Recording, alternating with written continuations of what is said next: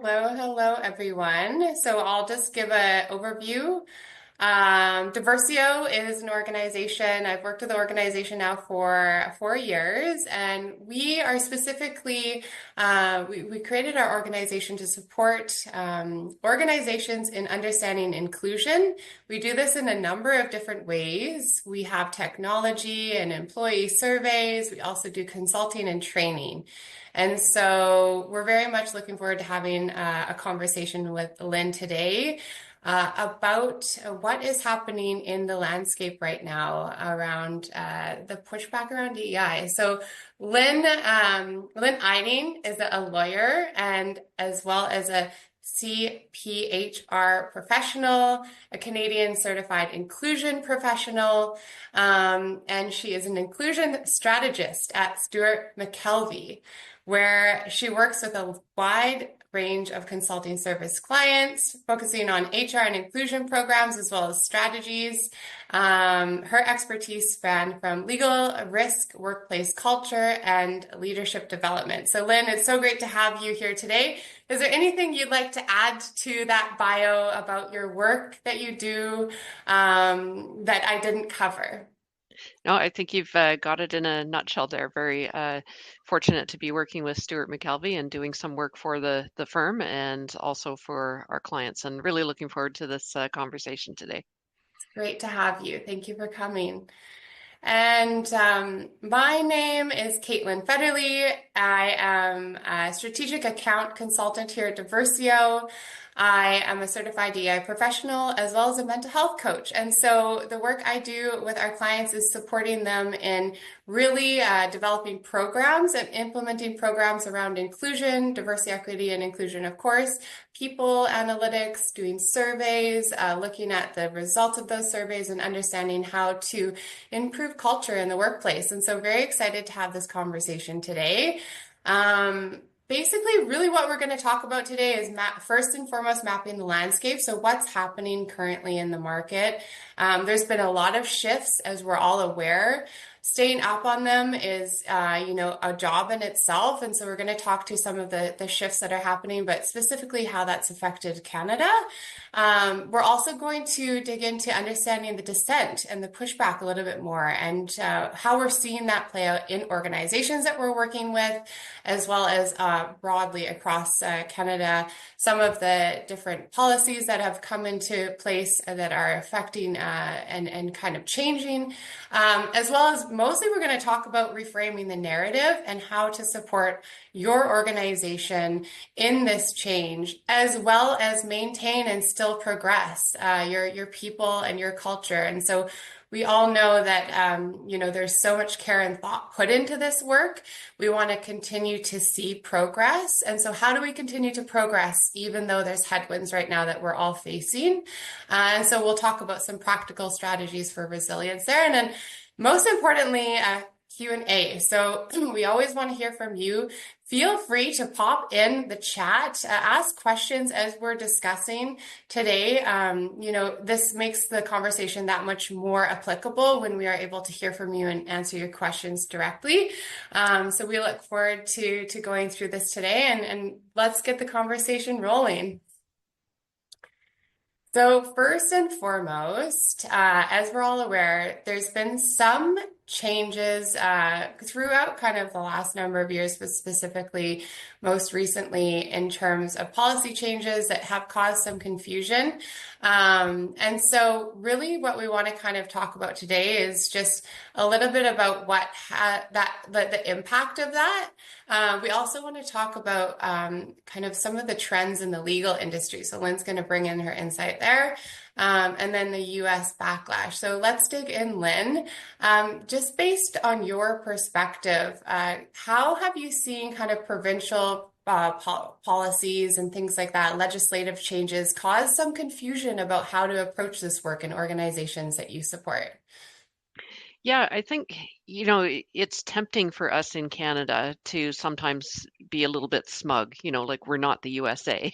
Like the dumpster fire that we see happening to the south of our borders, we think, well, that couldn't possibly happen in Canada. And, to be fair, maybe we have a few more checks and balances in terms of, an independent judiciary and less executive power. But at the same time, we do see some legislation coming out provincially and definitely political dialogue that gives us cause for concern. And so, I think the impact is that we've learned that we can't be passive or comfortable. And, many people would take that as a given, but I think in some circles we think again we're immune. So I think, many organizations that are continuing to be committed to equality and inclusion are feeling that they need to actually double down and state their commitment, but also unpack what they're committing to and not just use terms without explanation. In some ways, I actually think it's a bit of an opportunity. Like at my firm, the directive from on high has been, yes, we're actually doubling down and we're going to talk about this more. And it's an opportunity to kind of maybe take a few steps backwards and say, like, what do we actually mean when we talk about DEI? Let's not just put the term out there assuming that we don't understand why we're doing this, why it's important, what's the impact of not doing it. So I guess to put it in a nutshell, the impact has been that, we have to get out of that sense of complacency and take advantage of the opportunity to have deeper conversations.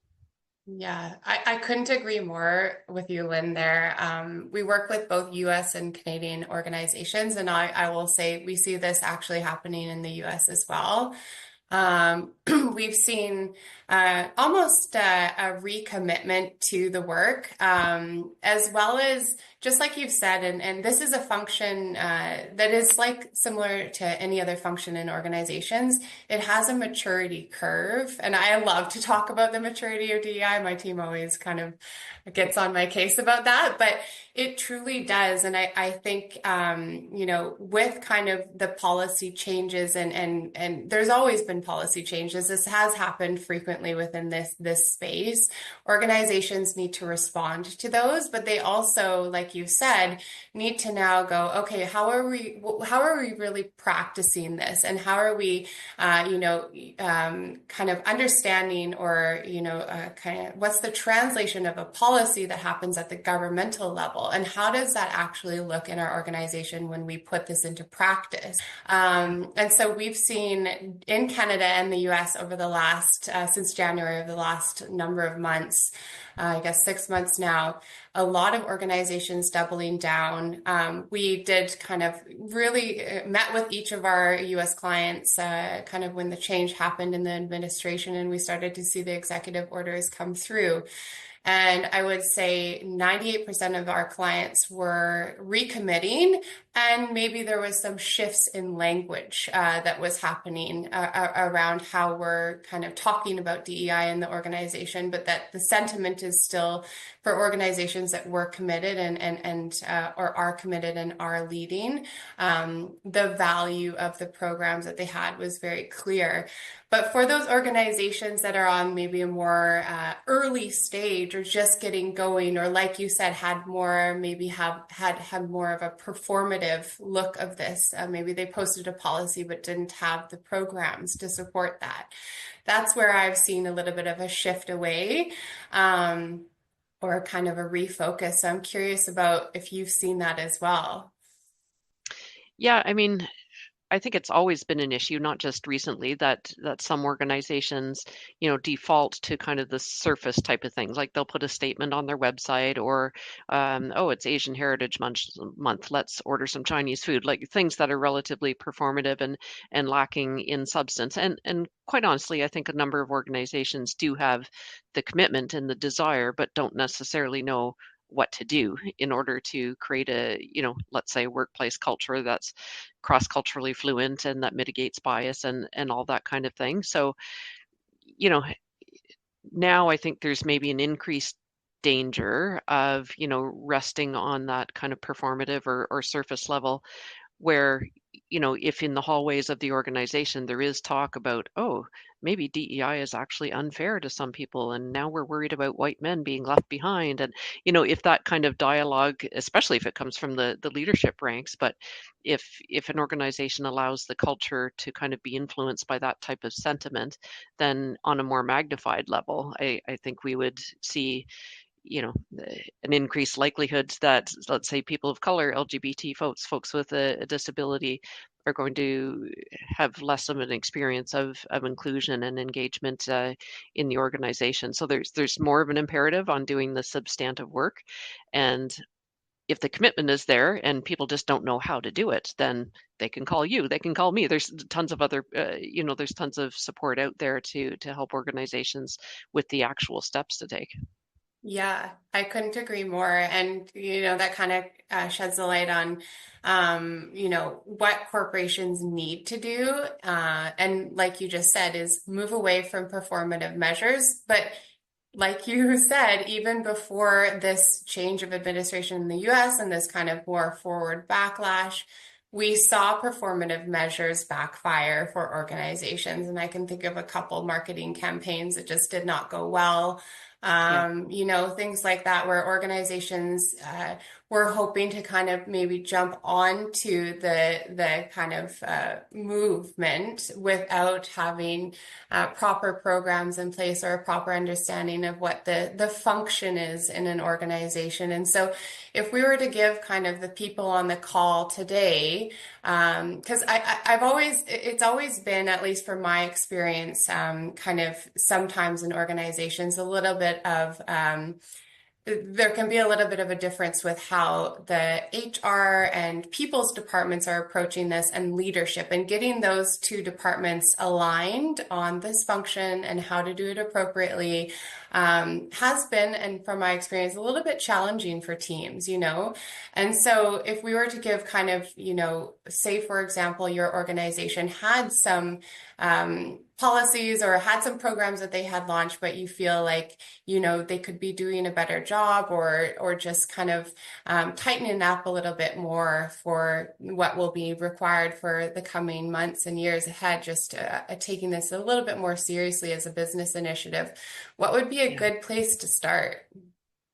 Yeah, I think, when you talk about performative dynamics, I think about the murder of George Floyd as being a milestone.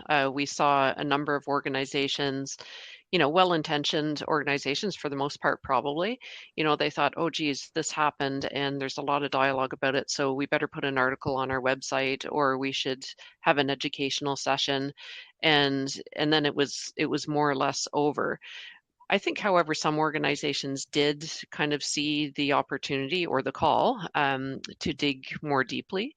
And yes, we see this in the legal sector, but many other organizations as well have said, okay, let's take the lipstick off of what we've put in place, and have looked at things like, do we actually have mentorship and sponsorship programs for members of our firm, our company, people of color, LGBT folks, et cetera. Are we actually tracking metrics about the extent to which people feel included? Are we making sure that our leaders in particular, but everyone, are able to effectively navigate, understand, recognize, and navigate cultural differences by being culturally competent? Are we doing things to mitigate bias, not just by having a one and done session on unconscious bias, but are we reviewing our recruitment processes to make sure they're cross-culturally valid, bias mitigated, competency focused? Are we revamping the way that we do our performance management? And we could go on with many examples. I think we need to acknowledge that this is hard work. It goes beyond having a training session, or putting a policy together, or doing a survey once every few years and putting the results in a drawer. It actually is hard work, and moving to a cross-cultural environment, cross-culturally competent environment. There will be missteps along the way. There will be conflicts. There will be misunderstandings. But I think the organizations that do it well are the ones who are willing to take on that work, willing to take on, conflict and misunderstanding and difficulty and tension and all that kind of stuff, and putting the hard work into it. Yeah, absolutely. There's a slide in one of our presentations where we're just getting employees familiar with IDEA fundamentals and things like that. And it points out the difference between inclusion and equity. And I want to bring that forward here because, as you mentioned a lot of really good recommendations.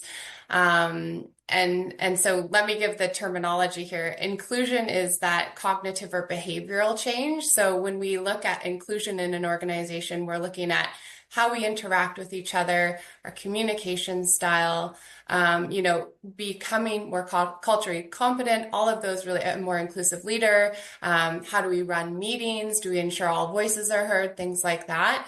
And when we look at equity in an organization, we're looking at those systems or structures that, we want to ensure are equitable to all employees. And so I love what you just have mentioned there because it kind of, this function, as you said, it is challenging and hard work to do. And there's true benefits to the organizations that do it, and there's real cost to organizations that don't. And I know we kind of always come back to these terms where, employee retention and engagement is seen to improve when you have a more inclusive environment and when you have more equitable structures, systems, and policies in your organization. And there's so much data behind some of these, really tried and true initiatives now that we can see these actually do help. And I'll pull one out. I recall reading this fantastic report, surveyed 2,000 organizations globally, and this kind of ties back to that maturity of the programming. But organizations that are more mature, Lynn, and have done the work and have set up the systems to be equitable and have improved their culture to be more inclusive by training employees and things Yeah. like that, they see 2.6 times more revenue or beating the revenue expectations. So these initiatives do have very real business outcomes, but there is a lot of change management required in order to see those business outcomes. And I think as we're seeing now organizations that maybe hopped on the bandwagon and were a little bit performative, they didn't see the benefits. And so, of course, it's easier to say, okay, well, we just won't continue on with the programs that we have. Yeah, I mean it's definitely easier for us as human beings to default what's familiar and what's comfortable. And we see this all the time talking with clients and with folks in our circles that left to our own devices, let's say in the context of recruitment, it's like, of course, we're going to naturally gravitate to hire someone who will naturally, quote unquote, fit in. Now, the word fit is one of my least favorite words in the English language, and I cringe whenever it's used in the recruitment context. But we're trying to nudge people to thinking less about cultural fit, which of course is a landmine, and more towards cultural add. And referencing the business case for inclusion that you just mentioned, we try to encourage folks to think about like what scenario is more likely to bring about innovative, creative, forward-thinking solutions for any company or firm or organization. A group of people around the table who all more or less look the same and resemble each other in some kind of fundamental way, or a table that's incredibly diverse with people bringing unique perspectives and life experiences and perspectives. So like, yes, there's a definite direct line to profitability. I would also say on a day-to-day basis, like I would definitely love to be surrounded by people, and I'm fortunate to have this, people who bring a variety of perspectives, because I know that my perspective left to my own devices is going to be quite narrow and informed only by my cultural lens, because that's been my context, that's been my experience. So why not have that varied input? It just makes common sense for any organization that cares about being the best that they can be. Yeah, absolutely. And on the individual level, there's a journey where that, may be a little bit more uncomfortable. And that's where organizations go on the journey to encourage this type of culture by creating, the policies and structures so that diverse teams can join together and thrive. And then the individuals have their own journey of, being okay, being around different perspectives and having, a little bit more of that depth in the organization as opposed to a room that all kind of thinks the same and talks the same. Yeah. So there's that individual journey as well, which is so important. It's such an important piece of this work because where this comes into play is when we interact with each other. From my perspective, it's that one-on-one Yeah, interact. absolutely. Wonderful. So, do we feel like we've fully covered the discussion points on that slide? Lynn, are we ready to move on? Yes, let's forge ahead. Yeah, let's forge ahead. So what we kind of wanted to talk about with this side specifically is just understanding the dissent. So what does it look and sound like when we have dissent in our organizations? And I will say this is not new. I've seen this Yeah. in, the 5 or 6 years that I've been in and around this work. This has been coming up always. It's not necessarily new. It's just more in the forefront now, I would say. Lynn, what are Yeah. your thoughts on that? Oh, absolutely. Like I find it really fascinating to listen to the various perspectives about DEI that are out there. And, people throw around the term DEI or they say diversity, equity, and inclusion, but don't really delve into what that actually means. And it makes sense because it's easier for people to say, oh, this DEI stuff is kind of, the only word I can think of is a swear word, so I won't say it. Uh, Yeah. this DEI stuff, it's much more comfortable for people to say that versus, I prefer to be an open racist, or I prefer the days when, men were in charge and women stayed home in the kitchen. But I think we really do have to unpack what people are saying when they say they are opposed to DEI, and it's really fascinating what we hear out there. Because let's look at those letters. Like D stands for diversity. So if someone says I'm opposed to diversity, like what are they saying, right? They're saying they prefer sameness, and in this context, sameness means the um, unequal and privileged position that white heterosexual men, at least in Canada, would experience. The word equity, if someone says they're opposed to equity, it means they're in favor of inequity and replicating historical patterns. And inclusion, that's the one that's the most profound to me. If someone says, oh, I'm opposed to inclusion, the only logical thing that you can take from that is they prefer exclusion, right? But of course, people don't say that. They just say, "Oh, I don't like DEI," and what they do is they kind of co-opt the language of fairness because it's better to say, "Oh, I just don't like unfairness," and falsely equating DEIF with unfairness. Again, that's more comfortable than saying I prefer to go back to the time when certain groups were excluded. And that kind of reframing of the paradigm has been allowed to proliferate, right? People will say, I don't approve of DEI initiatives because I want to go back to a system of meritocracy. Sorry, I can't speak today. I don't like DEI because I prefer fairness or neutrality. And that just kind of creates the false illusion that that ever existed. Whereas you and I know, and probably most people on this call know, that the only way to get to a meritocracy or a system that is fair and inclusive is through some of these DEI initiatives. Left to our own devices without any efforts in this regard, we wouldn't have a meritocracy. We would have a system where those with privilege and those who aren't facing, conscious or unconscious bias are allowed to float to the top where others are excluded. So it's really interesting. And again, I think this is the opportunity as well. Like it can be depressing and it can be frustrating, but I think where we make the real difference is having these conversations with people where we often just ask questions like when you say you're opposed to inclusion, what exactly do you mean? And kind of prompt people to go through their own thought process and unpack that. You must uh, experience that in your world as well, Kate, like in your conversations. Yeah, spot on. It's so interesting because I think what's come up, like you said, this work has been around for some time. And I recall Laura, who is our CEO, having a very candid conversation on a podcast. And she said, the politicization of this work, really is unfortunate. And I couldn't agree more because what's happened, I think, is in this information sphere of things, it's been picked up and it's been misrepresented in terms of what it actually is, the function of it in an organization. And when you look at an organization that's doing it very well, it actually is for everyone, it does definitely address, system inequalities and things like that. And justice is very important to have. And that's kind of what we're all striving for in this work, is to have equitable systems, for everyone, so that when we look at an organization's board and we look at an organization's leadership, we see that there is, representative people of the population, of the customers that organization serves.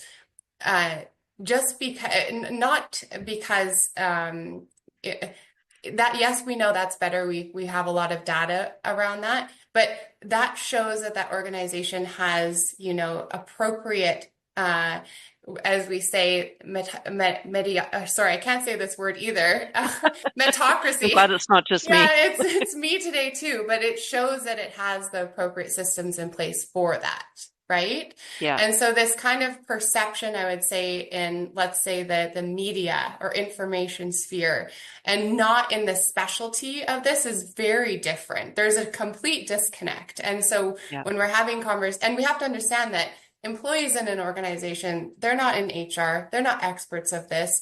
And so part of, a mature DEI program, or an organization that does this really well, is that clear communication around this function and what it does, and the clear communication to employees around policies and programs that they can access for themselves. And so a lot of times what we see, which is interesting, when we do data reviews in organizations, is there will be a policy in place for an individual, let's say a parental policy.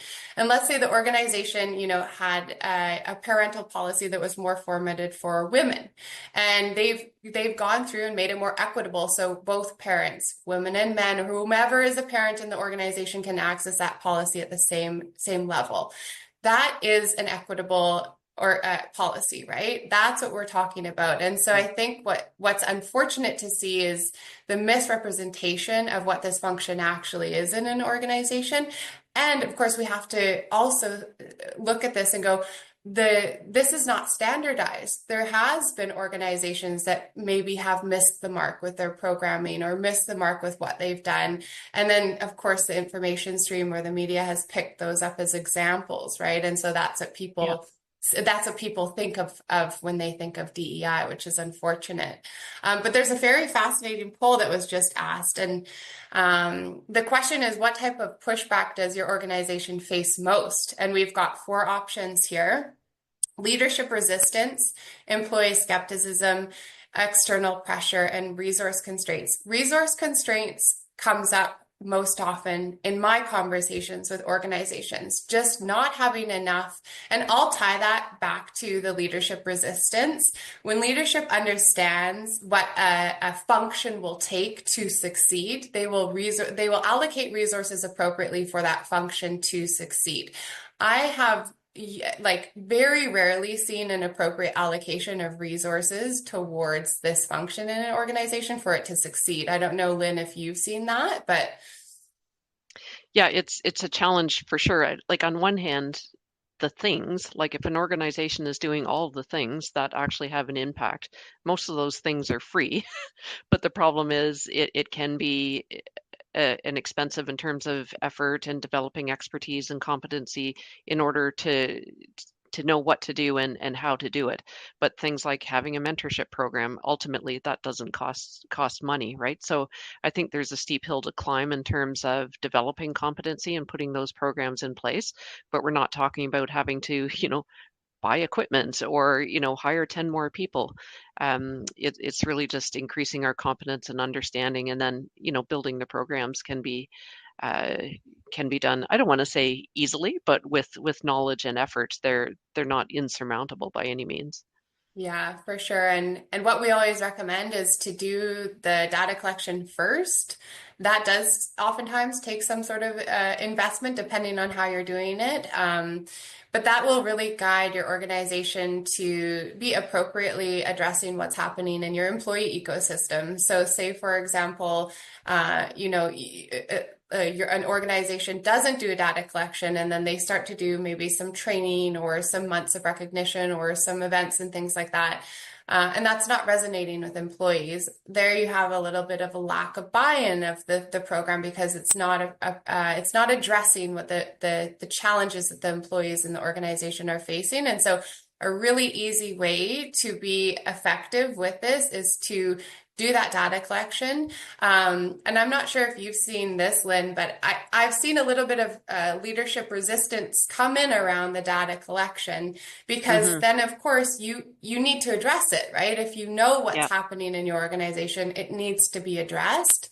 Or there is a data collection without follow through on implementation and addressing what they've seen. And so there can be the way I look at this is, when done well, this is a circular communication, loop between the organization and employees. And ideally, we're finding that intersection of where employees need support, and organizations' goals can, be supported with that initiative. So, for example, organizations don't want to lose great people. That's a retention piece. Well, how do you know, if all your employee population is happy? Maybe just some of them are. And if you don't know that, you can't address it, right? And so that's, I know we're a data company, but it always comes back to the data. Well, it makes sense. And, Stewart McKelvey and Diversio have partnered on data collection. I would say, even though if there are some people who folks, oh, we don't need the data because we already know what people are going to say in response to the survey, I would challenge that, but let's assume for the moment that that is true. I still think there's tremendous data value in collecting data, because people pay attention more when you can point to what people in their own organization have said. Like, it's easy for, let's say you're doing some training on unconscious bias. Participants might say, oh yes, I really learned a lot, and bias is bad, and yes, we want to mitigate it, but it's not relevant to me or my organization because we're all friendly people.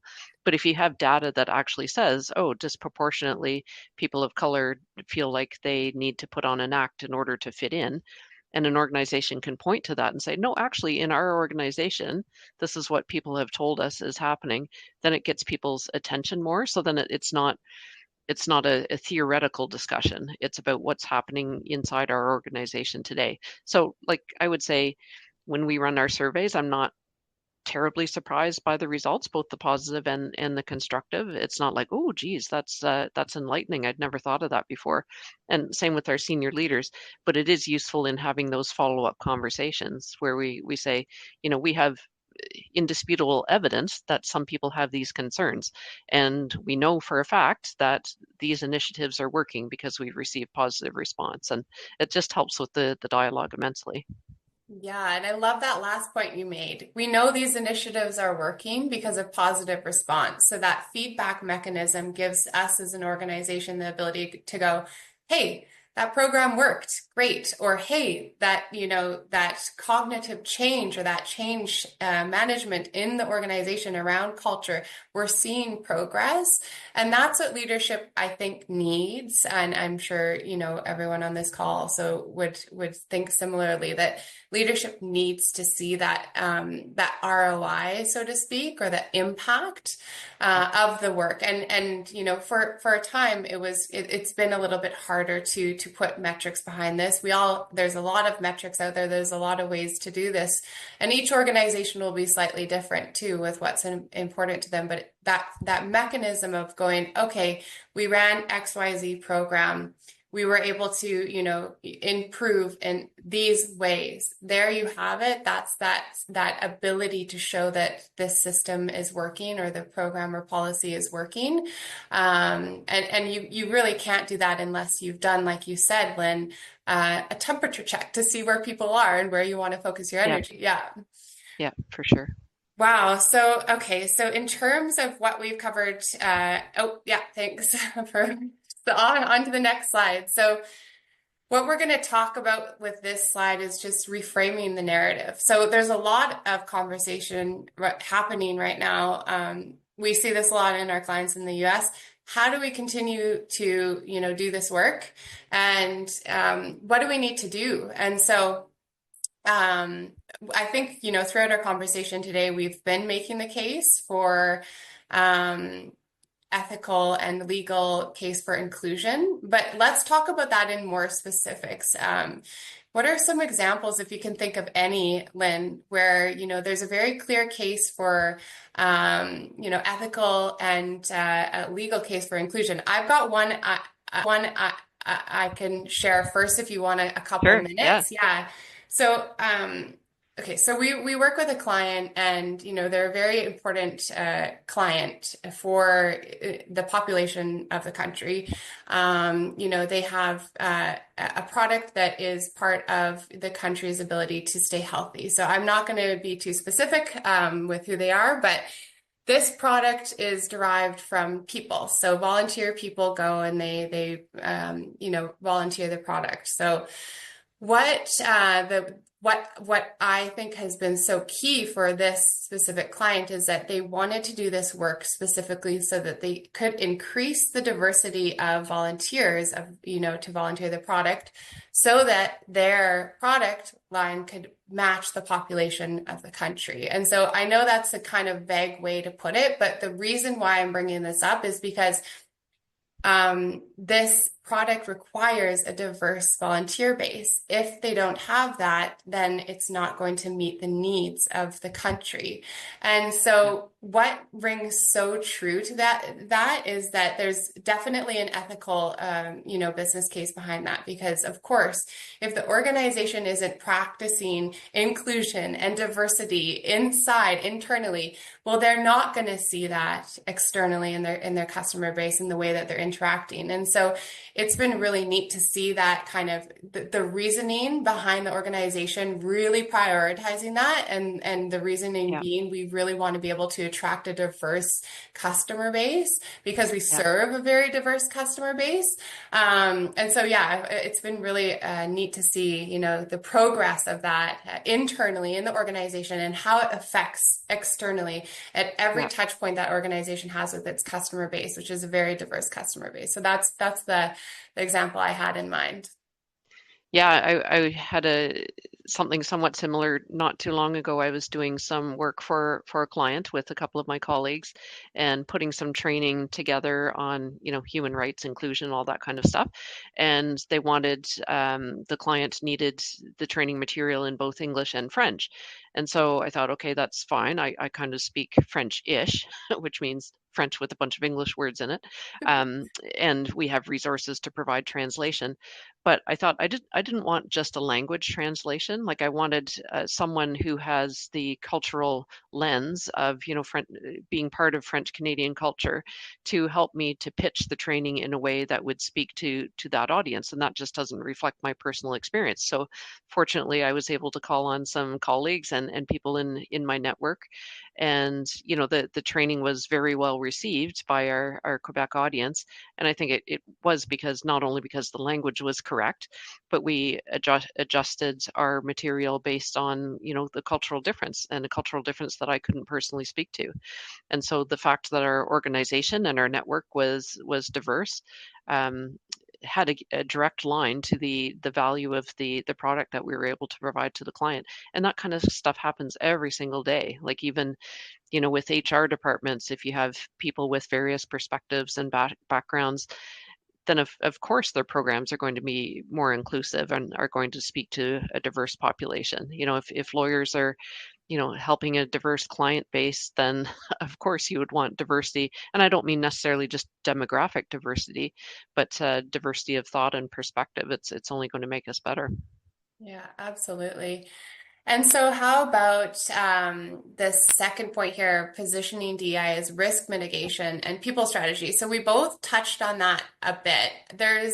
I'll share a story of an organization that's a kind of, a good example of when this goes wrong. So an organization launched, when you go to the bathroom and it's a public bathroom and you've got a soap dispenser and you put your hand under it and it puts some soap in your hand. I'm sure everyone's experienced that. And if not, I do apologize if this example isn't applicable. But this organization created this soap dispenser product. And unfortunately, the soap dispenser product did not recognize darker skin tones. And the reason for Mm. that is because they didn't have a diverse testing team or a diverse engineering team. It was missed. The outcome for that organization was, a collapse. So the organization didn't continue because that was their first initial product. They launched it. They didn't have enough, runway to create a new product and adjust that error, that large error. But that's a just very tiny example. Oh, well, it's a big example for that organization, but it's a structural example of what happens when you don't think of building diversity into your organizations kind of from the get-go. Yeah. But I'm sure there's so many, and I'd love to hear from you of how do we, support organizations and support teams that are working on that as building, DEI as part of the organization's risk mitigation and people strategy. Yeah, for sure. And I think we have a lot of work to do to help people see what the significant risks are, and I would say business risks and even legal risks. Like if an organization says, okay, we're going to back away from DEI because of whatever, then what they're really saying is we are going to take the guardrails off and we're going to create an environment where bias, unconscious and conscious, will be allowed to thrive, and there will be subtle and explicit discrimination, et cetera, et cetera. And so then you're just opening up yourself to a whole world of trouble from a legal front in terms of liability in human rights complaints or unjust dismissal, constructive dismissal instances, things like that. And also on the business front, like if you're creating an environment where, discrimination and harassment and unconscious bias and lack of, ability to navigate cultural difference, if that's the culture that we create, then we lose that competitive edge. We've created a monocultural environment where diversity of thought and experience is not welcome, or at least not actively embraced, and so we're not able to be our best. We're not able to provide that optimal service to clients, and our own people will be obviously feeling less included, less engaged. We experience more turnover, more internal unrest. So I would say the risks are quite real, and even if you're not worried about, being sued, because that doesn't necessarily happen every day, just the business risk and the impact on the organization, I would say, is quite profound. And I think we know that because we have put decades of work into inclusion efforts, and the progress has been slow but relatively steady. And then to just unwind that, I don't think many of us would want to go back to the workplace environment that existed in many sectors 20 or 30 years ago, but that's definitely what we risk.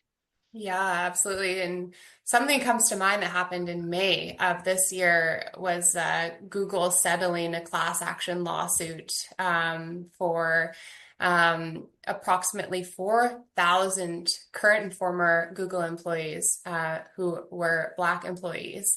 And so that kind of speaks to a structural or systemic bias happening in the organization.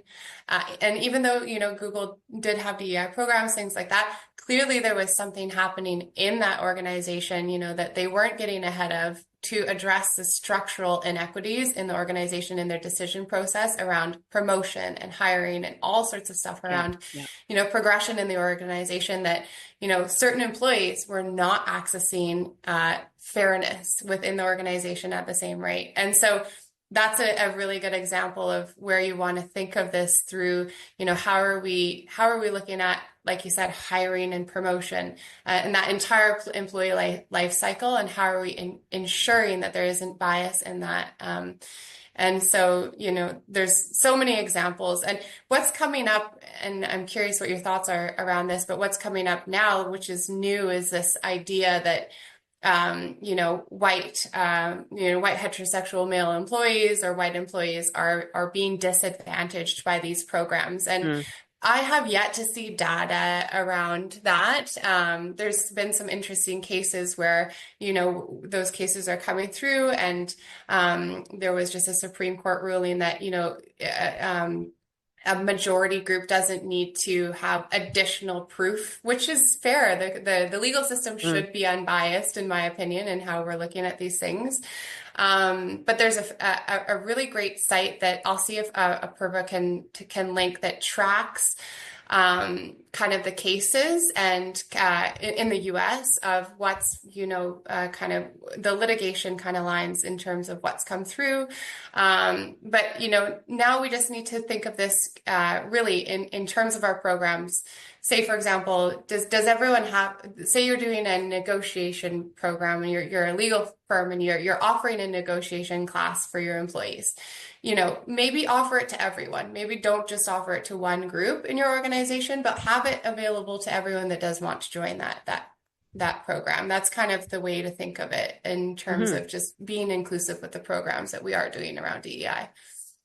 Yeah, I think you hit on an important point. Like, I have heard that some concern expressed that, white men are losing out. And like, first of all, I think if any of us were to embark on a tour of, corporate boardrooms across Canada or the US, and we looked around, we would think, white guys are doing okay.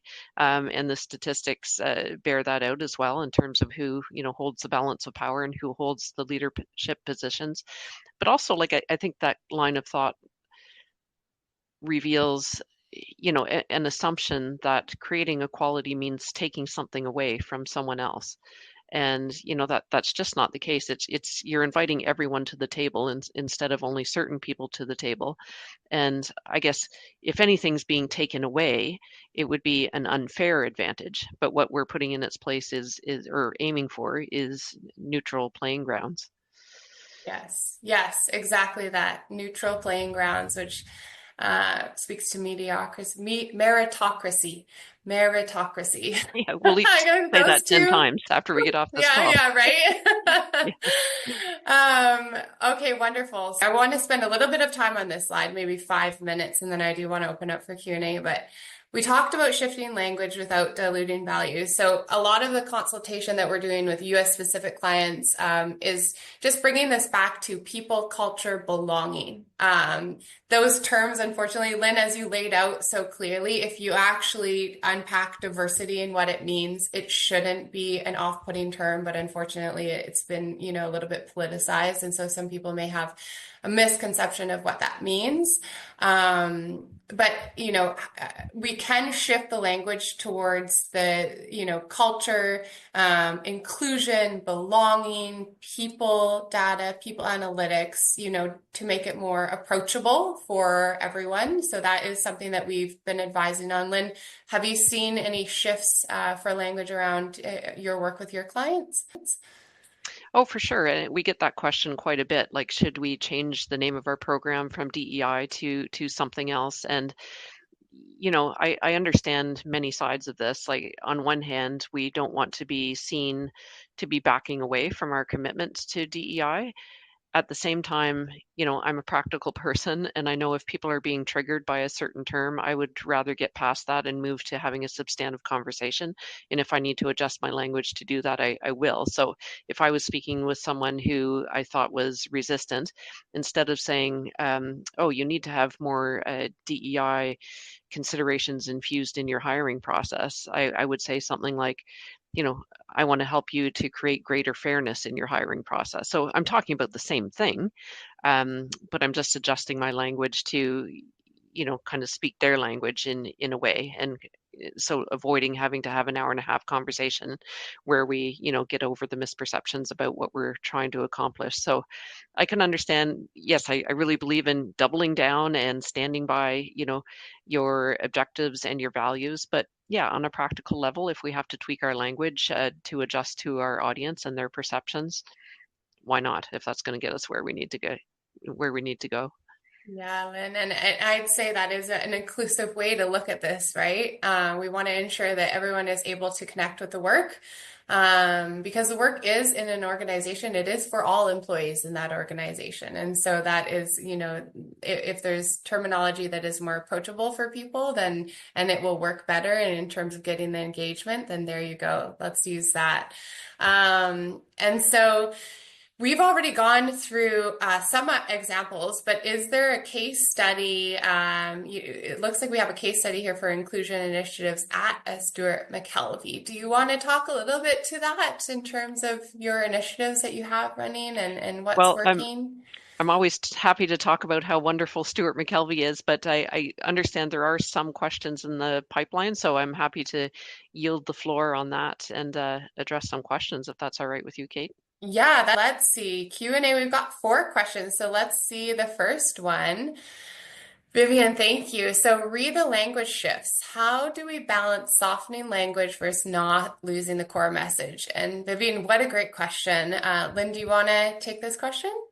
Yeah, sure. I think we chatted about that really briefly just a minute ago, but even if you don't want to change the language, if you want to continue to use the acronym DEI or those words, I think that's great. We might just have to take more time to explain what we actually mean, and talking about not only what inclusion means, but what the opposite of that means.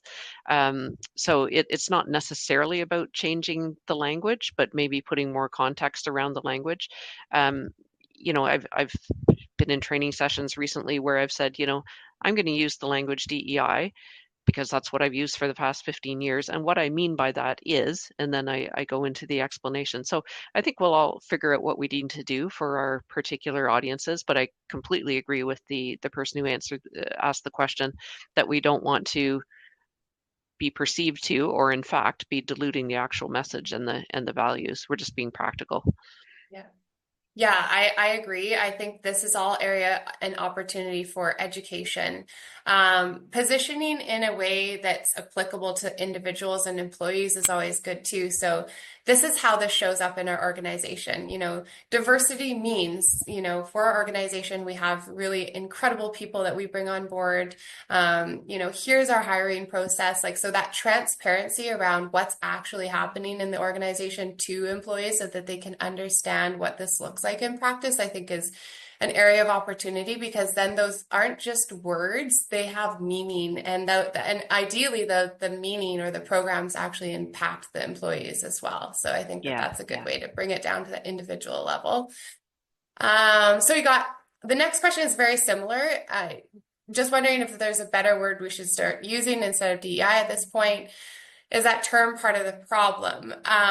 Now, I don't think the term is the problem. That's from my perspective. I think the way that the media has painted it is the problem. But the challenge with today is that there's lots of information people are accessing that isn't accurate. And so, as Lynn and I were just saying, this is an opportunity for education about what this actually means in your organization and getting your employees engaged with that. Lynn, what are your thoughts there? Yeah, I agree. Like, I think if we ditch the current terminology and we all agree to use a different word, then that word will be the lightning rod. So I think regardless of what language we use, we have to talk about what we actually mean and speak in different ways to different people. And yes, we're always going to have to stay one step ahead of, the undercurrents that we see around us, and it's just part of the dance that we need to do. Absolutely. Okay, so do we have go-to lines or phrases for when someone says we're already inclusive or we don't want to be political and shuts the door on more work? What a great question. Lynn, do you have a response to that question there? Oh God, can I get back to you in an hour? Yeah, yeah. I mean, so I think it's really good if someone says a statement like that. Like Lynn was saying earlier, try to understand their thinking. And by asking them questions around their own thinking there, you'll help them understand it. So if Yeah, someone said, we're already inclusive, you could be like, oh my gosh, that's so great that you think that. Can you help me understand why you think we're inclusive? And then they'll yeah, actually have to say why they think that the organization is inclusive. And it could be from their perspective, and this could be really good insight for you. Or we don't want to be political. Now, that's a very challenging question because the truth of the matter is that we are all, engaged in politics in some way or another. It affects all of us. This is a lot of, the challenge in organizations, maybe these things that weren't so, commonly talked about before or more commonly talked about now in organizations. But I think when people say that, I would get really curious and just start trying to understand where they're coming from and help them understand where they're coming from. And maybe Yeah. you'll find that, they don't really understand, that the organization may be inclusive for some and not for others, and that's their specific experience, but others don't experience that, things like that. Yeah. Yeah.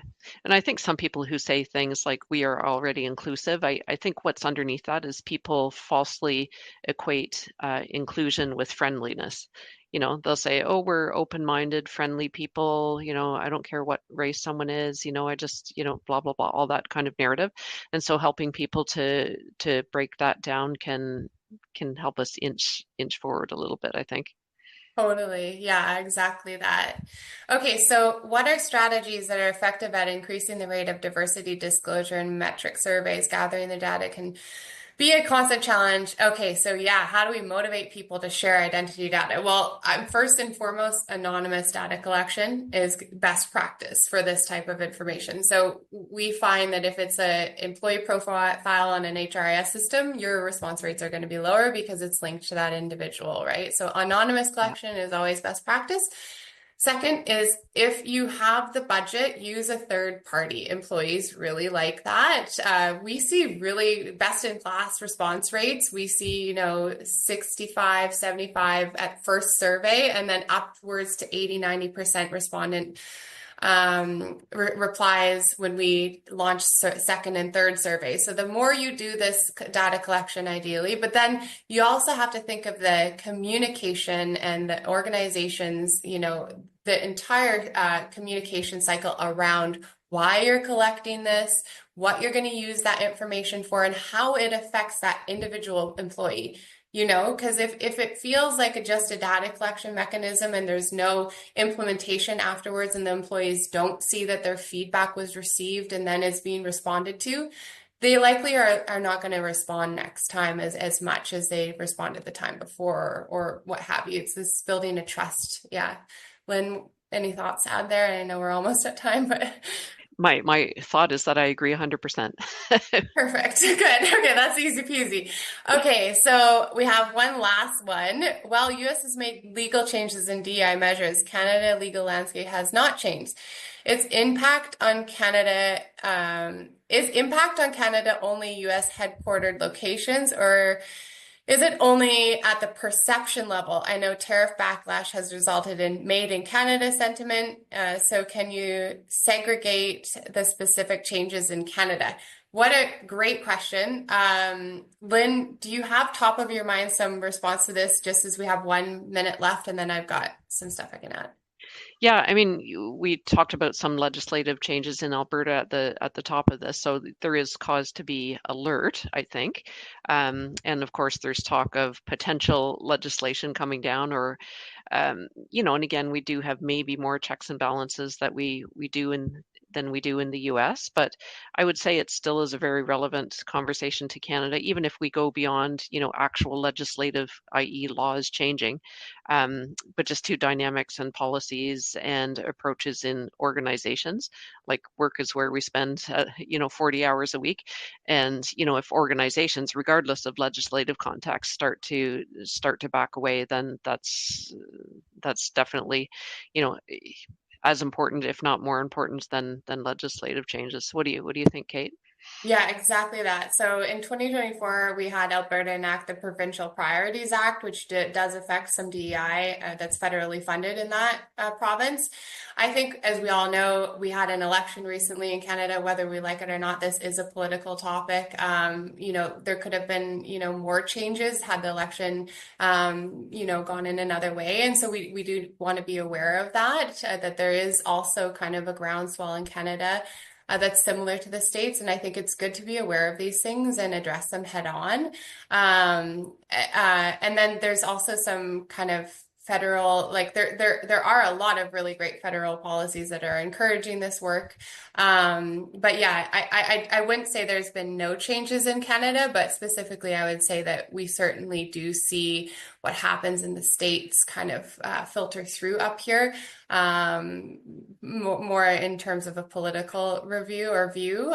So I think it is good to get ahead of it, and it's good to acknowledge it, because if you're not acknowledging it, then you're not able to address it. And so I do think it's good to be aware of that. Yeah.